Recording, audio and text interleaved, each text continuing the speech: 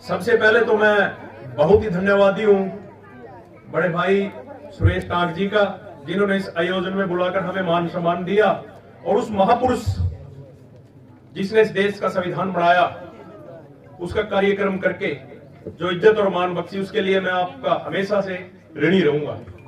बुजुर्गों और नौजवान साथियों, अगर मेरी बात आप तक पहुंचे तो तालियां जरूर बजाना। देश आजाद हुआ तो देश में किसान और मजदूर का सोच रहे थे कि देश में किसान का और मजदूर का राज होगा। रहबरे आजम सर छोटू राम जी और संविधान निर्माता डॉक्टर भीमराव अंबेडकर जी, जहां तक मैंने पढ़ा, इनके आपस में बहुत ही घनिष्ठ संबंध थे। लेकिन आजादी के बाद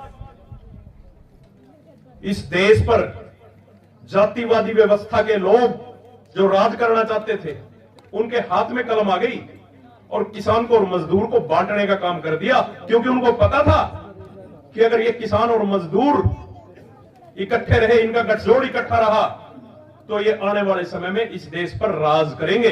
तो उन लोगों ने किसान को और मजदूर को जातियों धर्मों में बांटकर किसी को किसान का नेता बना दिया तो किसी को मजदूर का नेता बना दिया। बुजुर्गों, नौजवान साथियों, माताओं, बहनों, मैं आप लोगों से एक बात कहना चाहता हूं कि जिस तरह से हमारे धार्मिक ग्रंथ, चाहे वो किसी भी धर्म का हो, चाहे वो गीता हो, कुरान हो, गुरु ग्रंथ साहिब हो, जिस तरह से उनकी बेअदबी होती है तो पूरा देश, पूरा समाज, पूरे वर्ग के लोग इकट्ठे हो जाते हैं। मैं आप लोगों से पूछना चाहता हूं कि अगर संविधान की बेअदबी हो तो क्या हमें लठ उठाना चाहिए कि नहीं उठाना चाहिए? संविधान की बेअदबी करने वाले को झंडा उतार कर डंडे के साथ सीधा करने की जरूरत है, और वो कोई और करने नहीं आएगा। गीता, कुरान, गुरु ग्रंथ साहब हमारे आदरणीय हैं, लेकिन जिसने हमें अधिकार दिए हैं, मैं हर अपने नौजवान साथी से कहना चाहता हूं कि संविधान की एक एक प्रतिमा हमारे लिए उसी तरह से, जिस तरह से गुरु ग्रंथ साहब, गीता, कुरान है, हमारे घरों में रहनी चाहिए, हमारे बैगों में रहनी चाहिए, हमारी कारों में रहनी चाहिए, और हमारे दिल और दिमाग में रहनी चाहिए। किसान की और मजदूर की लड़ाई एक है, लेकिन ये लोग जो आज जाति के नाम पे, धर्म के नाम पर, मजहब के नाम पर हमें बांटना चाहते हैं, इन लोगों से बचकर रहना होगा। सवाल ये नहीं है कि बस्तियां किसने जलाई, सवाल ये है कि पागल के हाथ में माचिस दी किसने।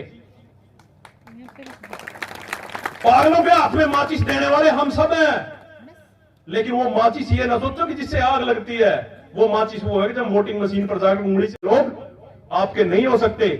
शिक्षित बनो, संगठित बनो, संघर्ष करो। बाबा साहब ने कहा था, रहबरे आजम सर छोटू राम ने कहा था कि बोले किसान दो बात मेरी मान ले, एक बोलना ले से एक दुश्मन को पहचान ले। एक तरह की सोच, एक तरह की समान विचारधारा के लोग जब इस तरह की बात करते हैं तो इस देश की सत्ता पर किसान का और मजदूर का कब्जा होना चाहिए, छात्र, व्यापारी, नौजवान का कब्जा होना चाहिए। लेकिन आज चंद ऐसे लोग जो आप लोगों को बरगलाकर, बहकाकर चुनाव के समय में जाति के नाम पर बांट देंगे, धर्म के नाम पर बांट देंगे, मजहब के नाम पर बांट देंगे, और हम लोग उनकी बगाई उनके पीछे चले जाते हैं। मैं ज्यादा बातें ना कहता, वो मंच पर सम्मानित साथी बैठे हैं, पुंडरी, हम यहाँ पुंडरी उसमें बैठे हैं। पुंडरी हल्के की अगर बात करें, 13 महीने दिल्ली में किसान आंदोलन चला, अहंकारी शासक के साथ लड़कर माफी मंगवाकर वो कानून वापसी करवाए। क्यों करवाए? क्योंकि ये लोग आपकी रोटी को तिजोरियों में कैद करना चाहते हैं, और वो तिजोरियां कहां खुली हैं आपके क्षेत्र की? डांड में। अगर लगभग सारे मेरे गुआंढी बैठे हैं, सबको पता कि कितने बड़े बड़े गोडाउन डांड में अदानी एग्रो के हैं। एक भी किलो अनाज डांड की और पुंडरी की मंडी में इस बार गेहूं का नहीं आएगा। 50,000 मजदूर दोनों मंडियों के जो मजदूरी करते थे, बहुत से अप्रवासी मजदूर दूसरे प्रदेशों से आते थे अपनी रोजी और जीविका कमाने के लिए, और यही मेरे मजदूर साथी जो पूरे साल भर का अनाज इन मंडियों से इकट्ठा करके अपने परिवार का लालन पालन करते थे, मंडियां बंद करके अदानी एग्रो के रास्ते दिखा दिए गए हैं। ये लड़ाई में आज भी हम कह रहे हैं, और बार बार आप लोगों ने भी आंदोलन में इस बात को समझा कि ये लड़ाई मात्र किसान की नहीं, किसान की और मजदूर की लड़ाई है, और हमारी संख्या लगभग 80-85% है। तो आने वाले समय में इस देश पर किसान और मजदूर का राज होना चाहिए, लेकिन उसके लिए हमें ये जाति, पाति, धर्म, मजहब, अक्षेत्रवाद की बातें छोड़कर बाबा साहब के संविधान को एक मानकर, बाबा साहब के संविधान को ग्रंथ मानकर आगे बढ़ना होगा। ज्यादा बातें विस्तार से ना करते हुए, बहुत से और साथी हैं, बात संविधान के बारे में आप सभी को पता, कहने को कितनी देर भी मैं बात करता रहूं तो बातें खत्म नहीं होंगी।